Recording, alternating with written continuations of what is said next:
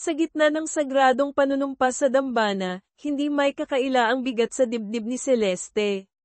Handa na sana siyang ibigay ang kanyang buong puso, ang kanyang buong buhay kay Marco, ang lalaking matagal na niyang pinangarap. Ngunit nang magtama ang kanilang mga mata, ang ngiti sa kanyang mga labi ay tila naglaho na parang bula. Ang malamig na titig ni Marco, ang halos hindi maitagong galit sa mga mata nito, ay parang mga punyal na tumusok sa kanyang pag-asa. Marco, halos pabulong niyang tawag, sapat lang na marinig ng lalaking nasa tabi niya, na tila isang estranghero sa kabila ng kanilang sumpaan. Nang tanungin ng pari si Marco kung tinatanggap niya si Celeste bilang kabiyak, isang malamig at walang emosyong, "Opo, tinatanggap ko po," ang isinagot nito. Ang bawat salita ay tila walang kabuhay-buhay, walang bahid ng pagmamahal na inaasahan ni Celeste. Nang siya naman ang tanungin, nag-atubili si Celeste. Ramdam niya ang pag-aalinlangan sa kanyang puso, ang takot sa hinaharap na kasama ang lalaking tila ba ibang tao na. Ngunit sa huli, sa harap ng Diyos at ng mga taong saksi sa kanilang pag-iisang dibdib, pinilit niyang ngumiti. "Opo, Father, tinatanggap ko po." Pagkatapos ng seremonya, itinaas ni Marco ang belo ni Celeste. Inaasahan niya ang isang mainit na halik, isang tanda ng bagong simula. Ngunit isang malamig na dampi lamang sa noo ang iginawad nito. At bago pa man siya makabawi sa pagkadismaya, marahas siyang hinawakan ni Marco sa braso, sapat na lakas para maramdaman niya ang sakit, at bamulong ito ng mga salitang nagpaguho sa kanyang mundo. "Huwag mong isipin na magiging masaya ka sa piling ko, Celeste. Ang sakit na idinulot ng pamilya mo sa akin, sa amin, ipararamdam ko sa'yo, bawat sandali. Kung akala mo ito ang simula ng fairy tale mo, nagkakamali ka. Ito ang simula ng bangungot na hindi mo matatakasan." Nagpigil ng luha si Celeste. Sa gitna ng masigabong palakpakan at pagbati mula sa kanilang mga bisita, tila nabasag ang kanyang puso. Ang lalaking minahal niya ng buong buo, ang lalaking pinangarap niyang makasama habang buhay, ay isa ng estranghero na puno ng galit at paghihiganti. Alam niyang ang kasal na ito, na dapat sana'y simbolo ng pag-ibig, ay isang kasunduang pinilit lamang ng kanilang mga pamilya, isang paraan upang isalba ang kumpanya ng pamilya ni Marco mula sa pagkalugi na di umano'y kagagawa ng pamilya ni Celeste. Ngunit hindi niya alam na sa kanya ibubunto ni Marco ang lahat ng sisi. Matapos ang kasal, nag-iisa siyang umuwi sa malaking ancestral house nila sa Laguna. Isang bahay na puno ng alaala ngunit ngayon ay tila kulungan na lamang. Wala si Marco sa kanyang tabi. Hindi niya alam kung nasaan ito, kung kailan ito uuwi, o kung uuwi pa ba ito. Nang tawagan siya ng kanyang lolo Ben, ang nag-iisang pamilyang natitira sa kanya, pilit niyang itinago ang katotohanan. Pinilit niyang magsinungaling, sinabing masaya sila, na maayos ang lahat, upang hindi na ito mag-alala. Ngunit makalipas lamang ang ilang araw, isang tawag mula sa ospital ang gumising sa kanya sa masakit na katotohanan. Ang kanyang lolo Ben, na may dati ng karamdaman sa puso, ay inatake. Agad siyang nagtungo roon, dala ang takot at panalangin. Ngunit huli na ang lahat. Pumanaw na ang kanyang lolo, ang kanyang sandigan, ang kanyang tagapagtanggol. Sa gitna ng kanyang pagdadalamhati, mahigpit niyang niyakap ang malamig na katawan nito. Ang mga luha ay malayang damaloy sa kanyang mga pisngi. "Lolo, bakit niyo po ako iniwan? Sabi niyo hihintayin niyo ang mga apo niyo sa tuhod. Bakit po?" Ngunit kahit gaano pa siya umiyak, kahit gaano pa siya magmakaawa, hindi na maibabalik ang buhay ng kanyang mahal na lolo. Ang sakit ng pagkawala nito ay dinagdagan pa ng bigat ng kasal na tila walang patutunguhan. Pag-uwi niya sa mansyon, dala ang abo ng kanyang lolo at ang bigat ng kanyang pagluluksa, doon niya naabutan si Marco. Ngunit hindi ito nag-iisa. Kasama nito si Katrina, ang babaeng matagal ng anino sa buhay ni Marco, ang dating kasintahan nitong hindi matanggap ang kanilang pagpapakasal. "Anong ginagawa niya rito?" Mahinang tanong ni Celeste, ang boses ay nanginginig, tila hindi makapaniwala sa kanyang nakikita. Ang bahay na dapat sana'y magiging kanlungan niya ay tila naging pugad ng kanyang karibal. Ngunit malamig lamang ang naging tugon ni Marco. Ni hindi siya nito tinapunan ng tingin, abala sa pag-aayos ng kwelyo ng kanyang damit. Sa puntong iyon, napagtanto ni Celeste na ang pagmamahal na inilaan niya kay Marco ay hindi na kailanman masusuklian ng parehong damdamin. Ang kasal nila ay isang palabas lamang, isang entablado kung saan siya ang bida sa isang trahedyang hindi niya pinili. Bahagyang ngumiti si Katrina, isang ngiting mapang-asar, habang marahang hinaplos ang braso ni Marco, tila sinasadya upang ipamukha kay Celeste ang kanilang koneksyon, ang kanilang nakaraan na hindi pa tapos.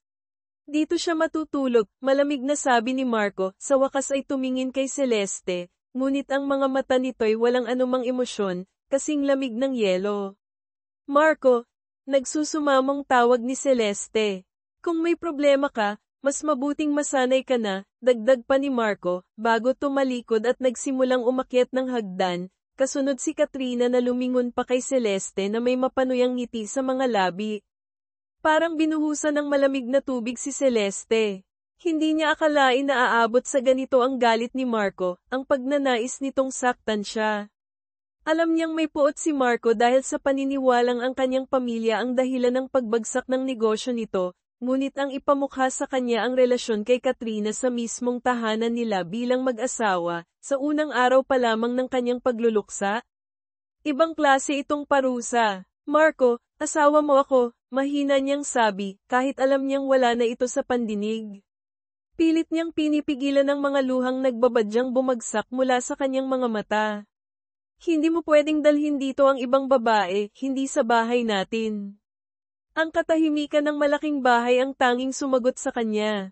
Ang bawat sulok ng mansyon, na dati puno ng masasayang alaala kasama ang kanyang lolo Ben, ay tila sumisigaw ngayon ng kalungkutan at pag-iisa. Wala nang nagawa si Celeste kundi panoorin silang mawala sa dilim ng pasilyo sa itaas. Nang tuluyan na silang mawala sa kanyang paningin, hindi na niya napigilan ang pagbagsak ng kanyang mga luha. Mahigpit niyang niyakap ang sarili, ang kanyang katawan ay nanginginig hindi lamang sa sakit ng pagkawala ng lolo kundi sa sakit ng pagtataksil at pangmamaliit ng lalaking pinakasalan niya. Hanggang kailan ko ba ito kakayanin, tanong niya sa sarili, habang ang puso niya ay unti-unting nadudurog. Alam niyang kailangan niyang maging matatag, para sa alaala ng kanyang lolo, para sa kanyang sarili. Ngunit paano niya ito gagawin kung ang mismong asawa niya ang walang awang nagpaparamdam sa kanya na wala siyang halaga?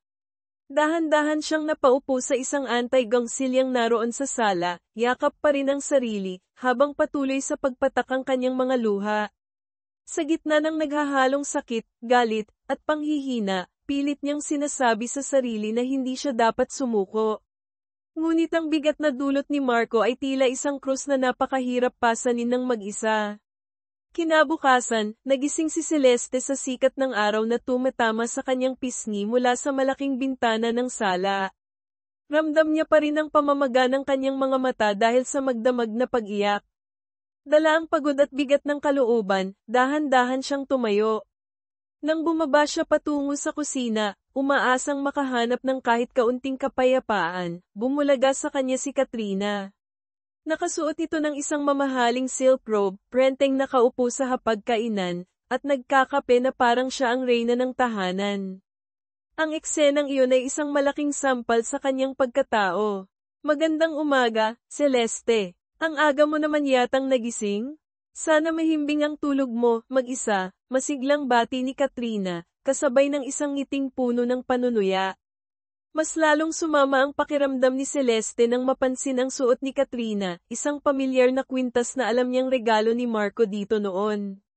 Si Marco pala, maagang umalis. May importanteng meeting daw. Pero sabi niya, babalik din siya agad para sa akin, dagdag pa ni Katrina, bawat salita'y tila patalim na sinasadyang ibaon sa puso ni Celeste.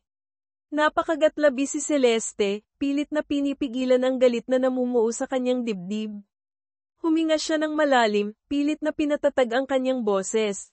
Wala akong pakialam kung anong ginagawa ninyo, Katrina. Pero sana, matuto kang lumugar. Bisita ka lang dito. Bahagyang nawala ang ngiti ni Katrina, napalitan ng inis. Bisita? Celeste, baka nakakalimutan mo, bago ka pa dumating sa buhay ni Marco, ako na ang nandito. At kahit kasal pa kayo sa papel, alam nating dalawa kung sino talaga ang mahal niya. Hindi na sumagot si Celeste. Alam niyang walang patutunguhan ang pakikipagtalo kay Katrina. Tumalikod na lamang siya at nagpas siyang umakyat sa kanyang silid. Sa likod ng kanyang panlabas na katahimikan, alam niyang hindi magiging madali ang laban na ito. Ngunit sa kabila ng lahat, determinado siyang ipaglaban ang kanyang dignidad at ang natitirang pag-asa, gaano man kaliit, na baka sakaling may pagmamahal pang natitira para sa kanya si Marco. Pagdating ng hapon, bumalik si Marco. Hindi man lang ito kumatok sa silid ni Celeste. Dumiretso ito sa sarili niyang opisina sa loob ng bahay. Nagdadalawang isip si Celeste kung lalapitan ba niya ito, ngunit nanaig ang bahagi niyang nagsasabing kailangan niyang subukan. Marco, mahinang tawag ni Celeste pagpasok niya sa opisina nito. Nakaupo ito sa kanyang silya, nakatalikod sa kanya, nakatingin sa mga papeles na nagkalat sa mesa. Umalis ka, malamig nitong sabi, hindi man lang lumilingon. Gusto ko lang sanang mag-alok, ipagluluto kita ng hapunan, pilit niyang pinasigla ang boses. Hindi ako nagugutom, at lalong hindi ko kailangan ng kahit anong galing sayo, mariin nitong tugon. Napalunok si Celeste, ang sakit, sige, pero kung magbago ang isip mo, maghahanda pa rin ako. Responsibilidad ko pa rin na alagaan ka. Asawa mo ako. Biglang humarap si Marco, at sa pagkakataong ito, kitang-kita ni Celeste ang nag-aalab na galit sa mga mata nito. Asawa, talaga bang sineseryoso mo ang kasal na to? Ilang beses ko bang kailangang ipamukha sa'yo na asawa lang kita sa papel? Na nandito ka lang dahil kailangan kong isalba ang kumpanyang winasak ng pamilya mo? Huwag mo akong ginagalit, Celeste. Pasensya na, nauutal niyang sabi. Tititimplahan na lang kita ng kape. Mabilis siyang tumalikod, pilit na iniiwasan ang matatalim na titig nito. Habang nasa kusina, hawak ang tasa ng mainit na kape, napabuntong hininga siya. Paulit-ulit niyang tinatanong ang sarili kung bakit siya nagpapakatanga. Bakit patuloy siyang umaasa sa kabila ng paulit-ulit na pananakit ni Marco? Siguro dahil sa kabila ng lahat, umaasa pa rin siyang makikita nito ang Celeste na minahal niya noon, bago pa nangyari ang lahat ng gulo sa kanilang mga pamilya. Hay, ang tanga ko talaga minsan, bulong niya sa sarili bago huminga ng malalim at lumabas ng kusina. Dahan-dahan niyang nilapitan si Marco. Ito na ang kape mo, sabi niya, pilit nang umingiti habang inilalapag ang tasa sa gilid ng mesa. Hindi man lamang siya nilinggan ni Marco, patuloy lang ito sa pagbabasa ng mga papeles. Napapikit si Celeste. Dahil sa panginginig ng kanyang kamay at sa pagmamadali, bahagyang nadulas ang tasa mula sa kanyang pagkakahawak. Natapon ang mainit na kape sa mga importanteng dokumento ni Marco. Ano ba? Malakas na sigaw ni Marco sabay tayo. Mabilis siyang napaatras, nanlaki ang mga mata sa takot at gulat. Agad niyang kinuha ang tisyo sa gilid upang subukang panasan ang natapon, ngunit bago pa niya magawa iyon, marahas na hinablat ni Marco ang mga nabasang papel at galit na inihagis ang mga ito sa sahig. Ano bang ginagawa mo? Alam mo ba kung gaano kahalaga to? Sigaw ni Marco, ang mukha ay namumula sa galit. Pasensya na, hindi ko sinasadya. Aksidente lang, nanginginig na paliwanag ni Celeste. Aksidente? O sinadya mo to? Katulad ng ginawa ng pamilya mo? Paninira? Ganyan ba kayo naturuan? Manggamit at manayro ng buhay ng iba? Sunod-sunod na akusasyon ni Marco, bawat salita ay parang latigong humahagupit sa kanya. Pinilit ni Celeste na pakalmayan ang sarili. Matapos niyang damputin ang mga nagkalat na papel at panasan ang mesa, maingat niyang itinabi ang basahan. Dahan-dahan siyang tumayo, handa nang umalis, ngunit muling nagsalita si Marco, mas malamig, mas mapanganib ang tono. Saan ka pupunta? Sa kwarto ko, sagot ni Celeste, hindi tumitingin. Hindi pa tayo tapos, sabi ni Marco. Mabigat ang bawat hakbang nito papalapit sa kanya. Nang magkalapit sila, pilit siyang napaatras, ngunit hinawakan siya nito sa baba, pilit na itinaas ang kanyang mukha upang magtama ang kanilang mga mata. Alam mo bang ilang gabi kong pinagpuyatan ng mga kontratang yan para lang may salba ang kumpanya? Dahil sa kapabayaan mo, dahil sa pagiging pabaya mo, baka mawala na naman ang lahat. Halos isiga ni Marco ang mga salita sa mukha niya. Nanatiling tikom ang bibig ni Celeste. Kahit gustong-gusto niyang sumagot, humingi ng tawad, o ipagtanggol ang sarili, walang salitang lumalabas sa kanyang bibig. Ang tanging nararamdaman niya ay ang sakit at ang pagkabigo. Anong gagawin mo kung sabihin kong sawang-sawa na ako sa pagmumukha mo dito? Nawala akong pakialam kung mawala ka na ngayon din, tanong ni Marco, ang mga matay puno ng pagkasuklem. Hindi pa rin sumagot si Celeste. Alam na niya ang sagot.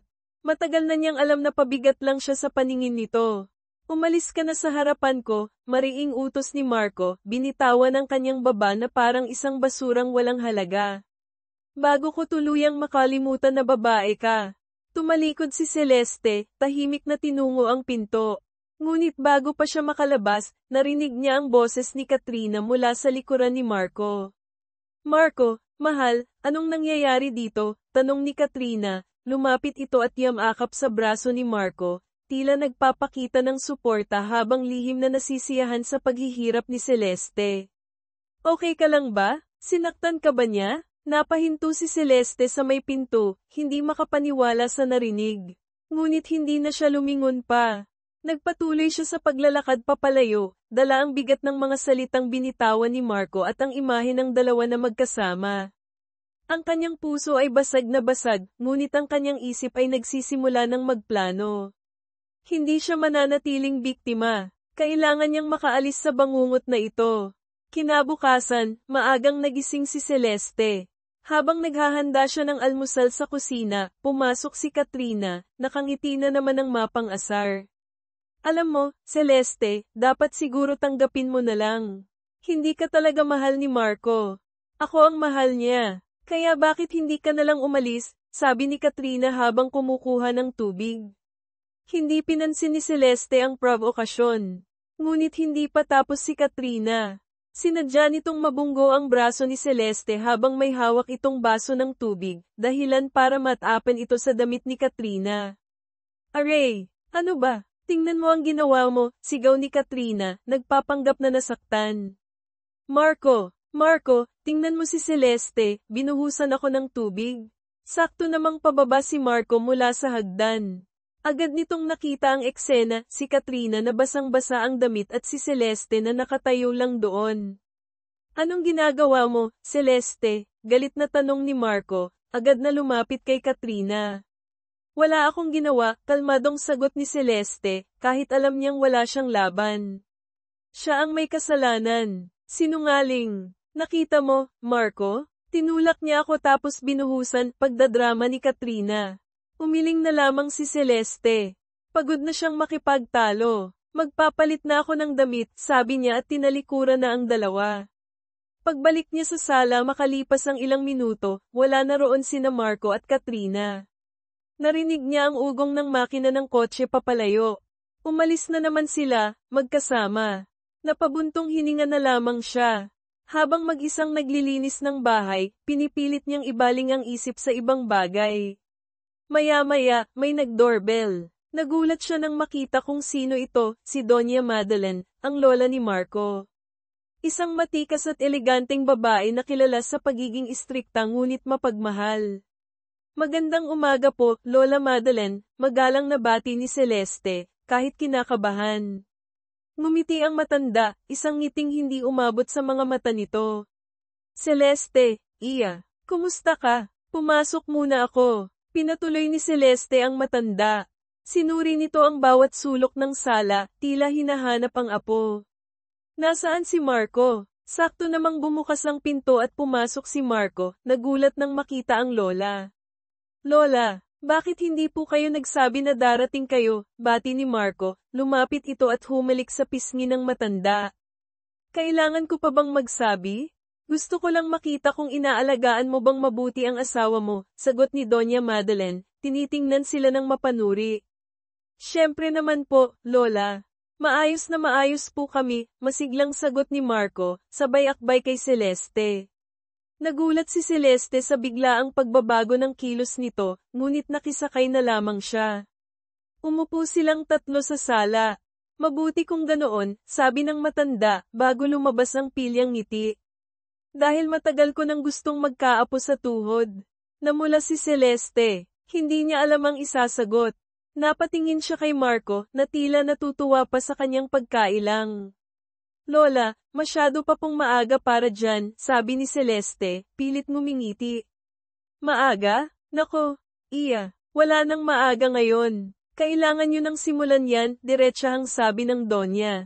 Hayaan nyo po, Lola. Baka sa susunod na pagbisita nyo, may sorpresa na kami sa inyo, nakangising sagot ni Marco, mas hinigpitan pa ang akbay kay Celeste. Lalong nag-init ang pisngi ni Celeste.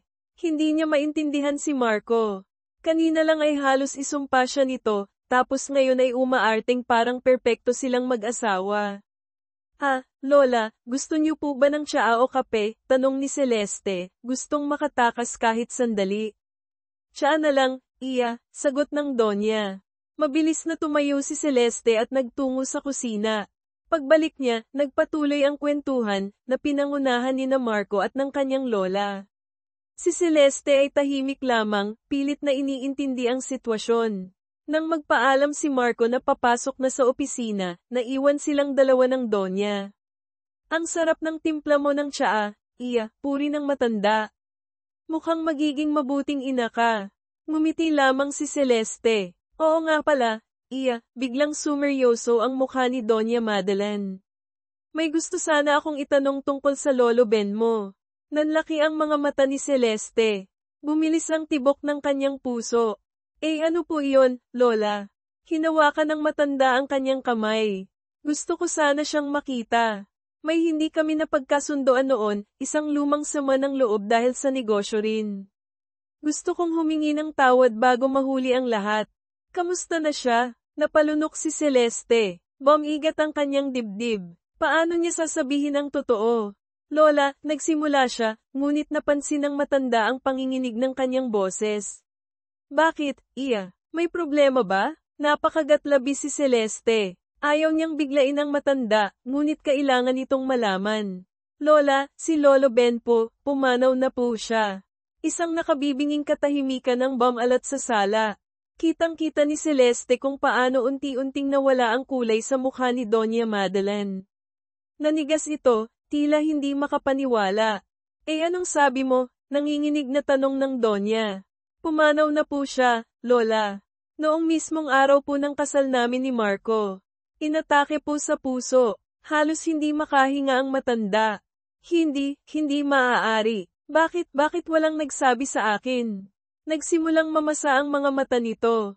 Ang tagal kong gustong ayusin ang gusot namin. Bakit ngayon pa? Hindi na napigilan ni Donya Madeline ang pag-iyak. Niyakap siya ni Celeste, pilit na pinapatahan. Pasensya na po, Lola. Hindi ko rin po alam kung paano sasabihin. Mahalaga po kayo kay Lolo. Lagi niya po kayong nababanggit. Mas lalong napahagulgol ang matanda. Sa pagitan ng mga hikbi, naikwento nito ang kanilang nakaraan, isang pinagbabawal na pag-ibig na naudlot dahil sa tungkulin sa pamilya at negosyo. Isang lihim na pinagkatago-tago sa mahabang panahon. Nang mahimasmasan ang Donya, pinahid nito ang kanyang luha. Salamat sa pagsabi sa akin, iya. Kahit masakit, kailangan kong malaman. Bago umalis, may ibinulong ito kay Celeste, huwag kang susuko sa apo ko, iya. Alam kong may puso pa rin yan. Masyado lang nabulag ng galit. Nang may hatid ni Celeste ang Donya sa labas, naiwan siyang mag-isa, dala ang panibagong bigat. Ang lihim ng kanyang lolo at ni Donya Madeline ay isa na namang komplikasyon. Napabuntong hininga siya at nagpas siyang umakyat na sa kanyang silid, umaasang makahanap ng kapayapaan kahit sa pagtulog. Pagod sa maghapon, nakatulugan ni Celeste ang pagbabasa ng isang libro sa sofa sa kanyang silid. Nagising lamang siya nang maramdaman ang presensya ng isang tao. Pagmulat niya, nakita niya si Marco, nakatayo malapit sa kanya, hawak ang librong nahulog mula sa kanyang kamay. Marco, mahina niyang sabi. Napaiwas ito ng tingin. Bakit dito ka natutulog? Tanong nito, mas mahinahon kaysa kanina. Nakatulugan ko lang ang pagbabasa, sagot ni Celeste, umupo ng maayos. Tiningnan ni Marco ang pabalat ng libro. Parenting for Beginners, basa nito, may bahid ng pagtataka. Namula si Celeste. Wala lang, napulot ko lang yan sa mga gamit ni Lolo. Hindi na nagtanong pa si Marco. Umupo ito sa kabilang dulo ng sofa. Nanatili silang tahimik ng ilang sandali. Hanggang sa hindi na natiis ni Celeste. Miss na kita, Marco, bulong niya, ang mga luha ay muling nagbabadya. Yung dating tayo. Nagulat si Marco sa sinabi niya. Hindi ito kumibo, ngunit nakita ni Celeste ang bahagyang pagbabago sa ekspresyon nito. Dahan-dahan, yamakap si Celeste mula sa gilid, isinandal ang ulo sa balikat nito. Inaasahan niyang itutulak siya nito palayo, ngunit hindi ito gumalaw. Sa halip, pagkaraan ng ilang saglit, naramdaman niya ang dahan-daang paghaplos ng kamay ni Marco sa kanyang likod. Isang yakap na nagbigay ng kaunting init sa nanlalamig niyang puso. Isang yakap na nagbigay ng panibagong pag-asa. Maya-maya, bahagyang lumayo si Celeste upang tingnan si Marco sa mata. Okay ka lang ba? Hindi agad ito sumagot. Pinagmasdan lamang siya ni Marco, ang kanyang mga mata, ang kanyang labi. Pagkatapos ay tumayo ito. Magbihis ka. Lalabas tayo. Saan tayo pupunta? Nagtatakang tanong ni Celeste. Dinner. May gusto akong puntahan kasama ka. Napangiti si Celeste, isang tunay na ngiti sa unang pagkakataon mula nang ikasal sila. Mabilis siyang nag-ayos. Pagbaba niya, nakita niyang nakahanda na si Marco, suot ang isang simpleng polo shirt at slacks. Dinala siya ni Marco sa isang maliit ngunit magandang restaurant sa tabi ng lawa sa Laguna. Tahimik silang kumain, ngunit hindi na kasing lamig ng dati ang pakiramdam. Nagkukwentuhan sila ng mga bagay na walang kinalaman sa kanilang problema, tungkol sa mga paborito nilang pagkain, sa mga lugar na gusto nilang puntahan. Habang naglalakad sila sa tabi ng lawa pagkatapos kumain, sa ilalim ng bilog na buwan, huminto si Marco. Hinarap siya nito. Celeste, mahina nitong sabi. Alam kong marami akong pagkakamali. Alam kong nasaktan kita. Hinawakan nito ang kanyang mga kamay. Hindi ko maipapangakong magiging madali. Pero, gusto kong subukan. Gusto kong subukang ayusin to. Para sa atin. Napaluha si Celeste, ngunit sa pagkakataong ito, luha ng saya at pag-asa. Tumango siya. Subukan natin, Marco. Sa ilalim ng mga bituin, nagyakap sila. Isang yakap na puno ng pangako, ng pagsisisi, at ng bagong simula. Sa gabing iyon, naramdaman ni Celeste na baka nga may pag-asa pa para sa kanila. Inilapit ni Marco ang kanyang mukha, ang mga mata nito'y nangungusap ng pagnanasa at pagsuyo na matagal niyang hindi nakita. Dahan-dahan itong inangkin ang kanyang mga labi, isang halik na nagsimula ng marahan, puno ng pag-iingat, ngunit unti-unting lumalim, naging mas mapusok, tila ba binubuhos lahat ng sakit, pangungulila, at pagmamahal na matagal ng kinikimkim. Gumanti si Celeste ng halik, ang kanyang mga kamay ay gumapang sa batok ni Marco, hinahatak ito palapit. Ang bawat dampi, bawat haplos, ay nagpaparamdam sa kanya na ito ang Marco na minahal niya, ang Marco na handa siyang patawarin at bigyan ng isa pang pagkakataon. Binuhat siya ni Marco, hindi pinuputol ang kanilang halikan, at dinala siya papasok sa silid. Maingat siyang ibinaba nito sa kama. Ang kanilang mga damit ay isa-isang nahulog sa sahig, habang ang kanilang mga katawan ay nagliliyab sa init ng pagnanasa at emosyon. Sabihin mo sa akin, Celeste, bulong ni Marco sa pagitan ng mga halik, ang kanyang hiningay mainit sa balat niya. Mahal mo pa ba ako? Oo, Marco, sagot ni Celeste, ang boses ay nanginginig sa tindi ng nararamdaman. Mahal na mahal pa rin kita. Ang mga salitang iyon ay tila nagbigay ng huling tulak kay Marco. Muli niyang inangkin ang mga labi ni Celeste, mas marahas, mas puno ng pag-aangkin. Sa gabing iyon, sa ilalim ng malamlam na ilaw ng buwan na tumatagos sa bintana, tila sila lamang ang tao sa mundo. Ang kanilang mga ungol at hilanghing ay naging musika na pumuno sa katahimikan ng gabi. Ang bawat haplos, bawat halik, ay hindi lamang pagnanasa, kundi isang desperadong pagtatangkang burahin ang sakit ng nakaraan at muling buuin ang kanilang mga nasirang puso. Habang magkayakap sila pagkatapos ng init ng kanilang pagsasama, hinaplos ni Marco ang buhok ni Celeste. Patawarin mo ako, Celeste, sa lahat. Pumikit si Celeste, dinadama ang init ng yakap ni Marco. Pinapatawad na kita. Kinaumagahan, nagising si Celeste na yakap pa rin ni Marco. Nakangiti siyang pinagmasdan ng natutulog na mukha nito. Tila isang panaginip ang lahat. Dahan-dahan siyang bumangon upang hindi ito magising at nagtungo sa kusina upang ipaghanda ito ng almusal. Habang nagluluto siya, narinig niya ang mga yabag ni Marco papalapit. Niyakap siya nito mula sa likuran, ipinatong ang baba sa kanyang balikat. Amoy kape, bulong nito. Humarap si Celeste at ngumiti. Good morning. Pinagluto kita. Ngumiti rin si Marco, isang ngiting matagal niyang hindi nakita. Salamat. Habang kumakain sila, tila bumalik ang dating sigla sa kanilang pagsasama. Nagkukwentuhan, nagtatawanan. Ngunit ang magandang umaga ay biglang naputol nang tumunog ang telepono ni Marco. Nangunot ang noo ni Marco habang kausap ang nasa kabilang linya.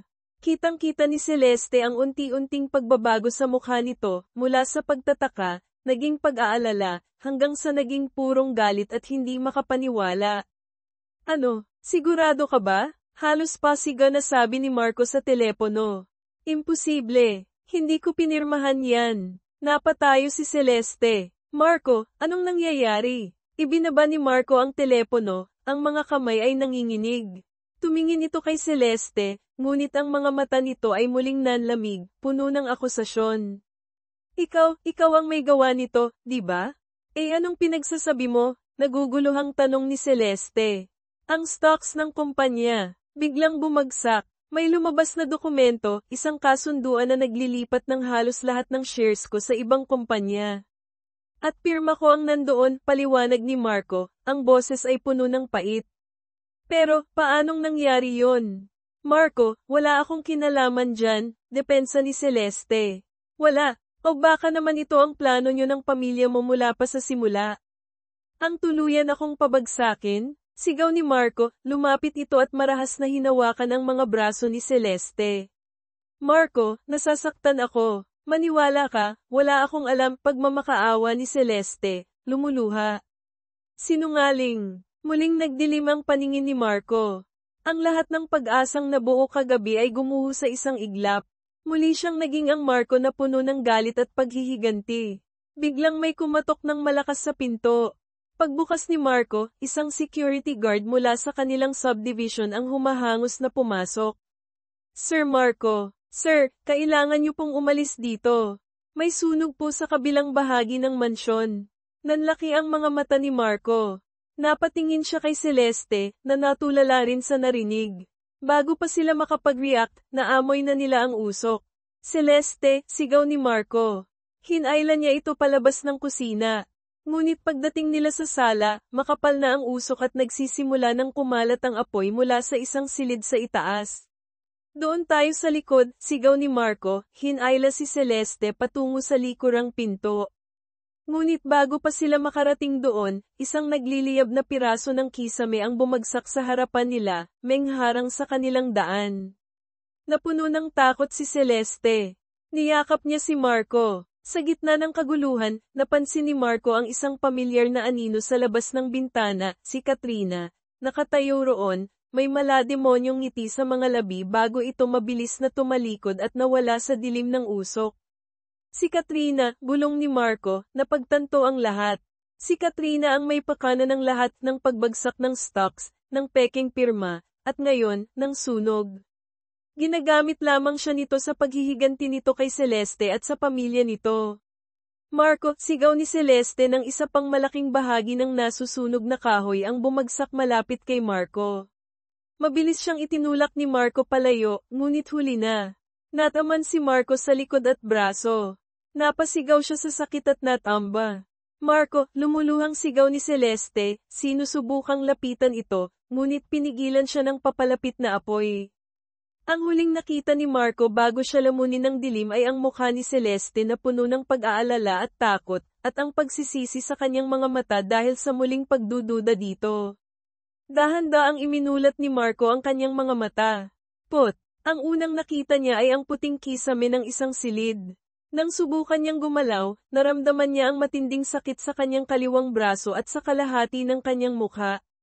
Napatingin siya sa kanyang kamay, nakabenda ito. Gising ka na pala, apo. Boses yun ni Doña Madeline. Nakaupo ito sa tabi ng kanyang kama, bakas sa mukha ang pag-aalala. Lola, nasaan ako? Paus na tanong ni Marco. Nasa ospital ka. Halos 1 linggo ka nang walang malay, sagot ng matanda. Biglang naalala ni Marco ang lahat, ang sunog, si Katrina, si Celeste. Si Celeste? Lola, nasaan si Celeste? Ligtas ba siya? Sunod-sunod niyang tanong, pilit na bumabangon kahit masakit. Napabuntong hininga ang kanyang lola. Ligtas siya, Marco. Pero ano, Lola? Nasaan siya? Wala na siya, Marco. Umalis na siya. Parang binagsakan ng langit at lupa si Marco. Umalis? Bakit? Hindi siya aalis, sigaw niya, hindi matanggap ang narinig. Umalis siya dahil hindi kanya kayang patawarin, malungkot na sabi ng Donya. At dahil sa ginawa mo. Anong ginawa ko? Naguguluhang tanong ni Marco. Ang paulit-ulit na pananakit sa kanya. Ang pagdududa. Nalaman niya ang lahat, Marco. Bago mangyari ang sunog, may iniwang sulat si Katrina sa kwarto mo. Umaamin sa lahat ng plano niya, ang pagsabotahe sa kumpanya gamit ang pekeng pirma, ang pagsunog sa bahay. Binasa yun ni Celeste. Alam niyang si Katrina ang may kasalanan, pero alam din niyang ikaw ang nagtulak dito dahil sa bulag mong paghihiganti. Hindi makapagsalita si Marco. Tama ang lola niya. Siya ang may kasalanan. Ang galit niya ang nagbigay daan kay Katrina para sirain silang lahat. May iniwan siyang sulat para sa'yo, sabi ng Donya, iniabot ang isang sobra. Nanginginig ang kamay ni Marco nang buksan niya ito. Marco, kung binabasa mo ito, marahil ay ligtas ka na. Sana. Hindi ko na kaya, Marco. Pagod na akong masaktan. Pagod na akong umasa. Akala ko may pag-asa pa tayo, pero muli mo akong sinaktan at pinagdudahan. Hindi ko alam kung saan ako pupunta, pero kailangan kong lumayo. Kailangan kong hanapin ang sarili ko, malayo sa'yo, malayo sa sakit. Siguro nga, hindi tayo para sa isa't isa. Pinapatawad na kita, pero hindi ko na kayang magpatuloy pa sa tabi mo.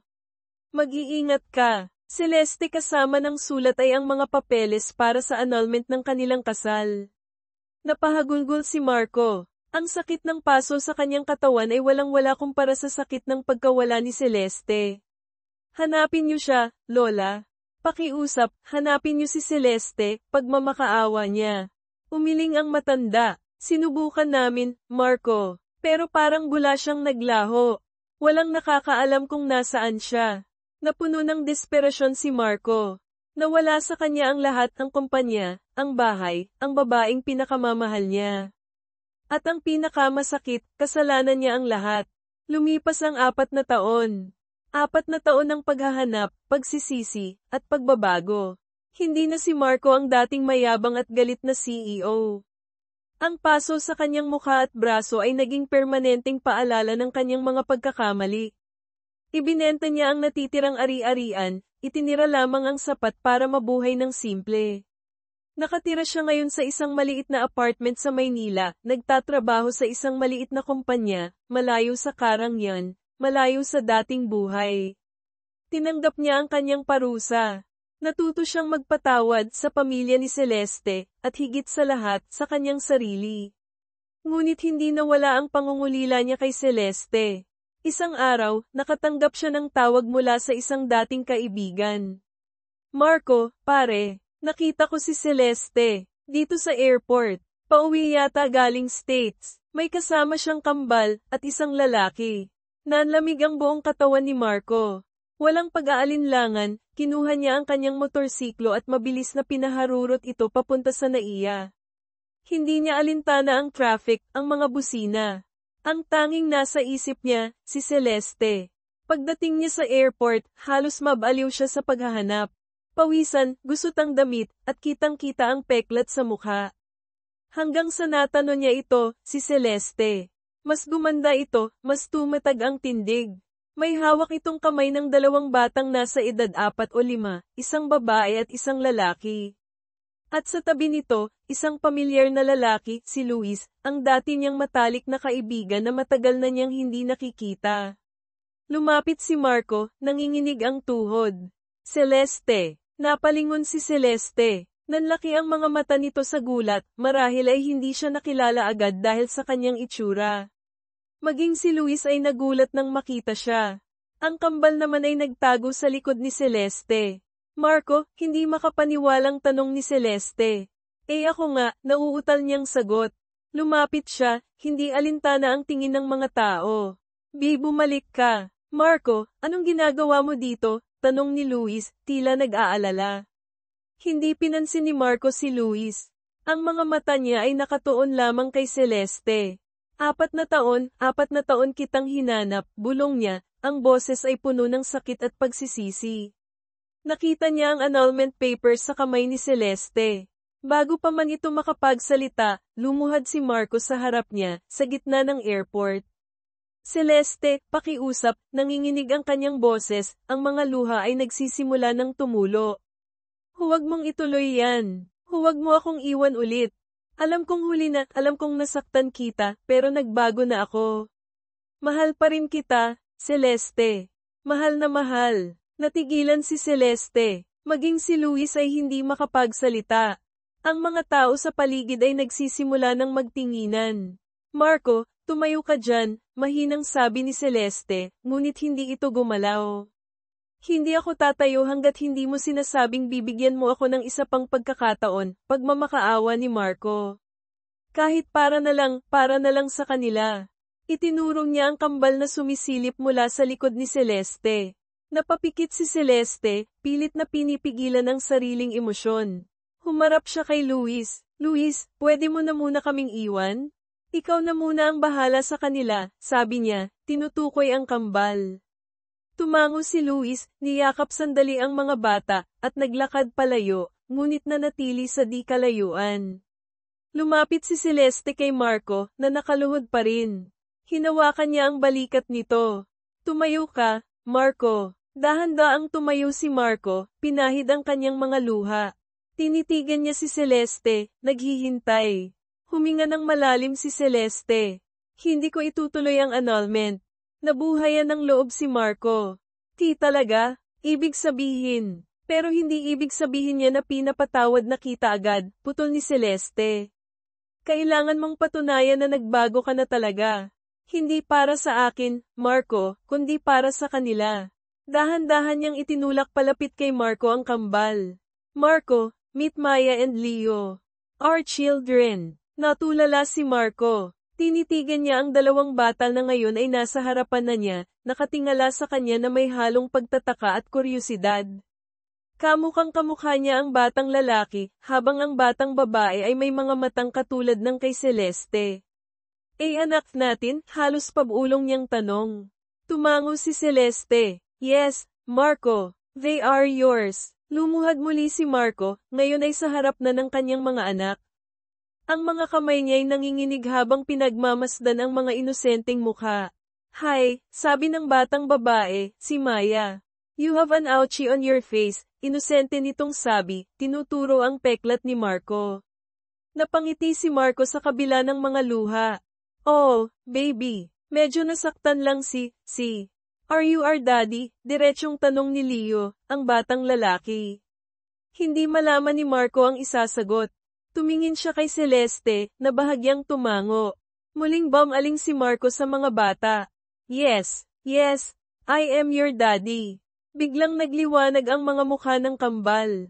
Really? So we have a daddy, masayang sabi ni Maya. Can we call you daddy? Tanong ni Leo. Oo naman, sagot ni Marco, hindi na napigilan ang paghagulgol habang niyayakap ang dalawang bata. Mahigpit na yakap, na para bang natatakot siyang mawala ulit ang mga ito. Napangiti si Celeste habang pinagmamasdan ang eksena. Ang sakit ng nakaraan ay naroon pa rin, ngunit ang pagmamahal para sa kanyang mga anak, at marahil, ang natitirang pagmamahal para kay Marco, ay mas malakas. Welcome home, Marco, bulong ni Celeste nang lumapit ito, kasama pa rin ang kambal na nakayakap sa kanya. Ngumiti si Marco, isang ngiting puno ng pasasalamat at pag-asa. Wala nang kailangang sabihin pa. Alam nilang mahaba pa ang daan tungo sa tunay na pagpapatawad at paghilom, ngunit handa silang subukan, hindi lang para sa kanilang dalawa, kundi para sa pamilyang nabuo mula sa sakit at muling pinag-isa ng pag-asa. Habang magkakasama silang naglalakad palabas ng airport, si Celeste ay nasa tabi ni Marco, habang buhat nito ang natutuwang kambal. Hindi naging madali ang kanilang pinagdaanan. Maraming sakit, maraming pagkakamali. Ngunit ang pagbabalik ay hindi laging nangangahulugan ng pagsuko. Minsan, ito ay isang bagong simula. Ang aral ng kanilang kwento ay hindi tungkol sa perpektong pag-ibig, kundi tungkol sa katatagan, sa kapangyarihan ng pagpapatawad, at sa pagtanggap na ang tunay na pamilya ay hindi laging perpekto, ngunit ito ang tahanang laging handang tumanggap sa atin, sa kabila ng ating mga peklat at pagkukulang. Ang paghihiganti ay nakakasira, ngunit ang pagpapatawad, gaano man kahirap, ay nagbubukas ng pinto para sa paghilom at panibagong pag-asa. Ano sa tingin ninyo ang pinakamahalagang aral na mapupulot sa kwento ni na Celeste at Marco? Ibahagi ang inyong saloobin sa comments section sa ibaba.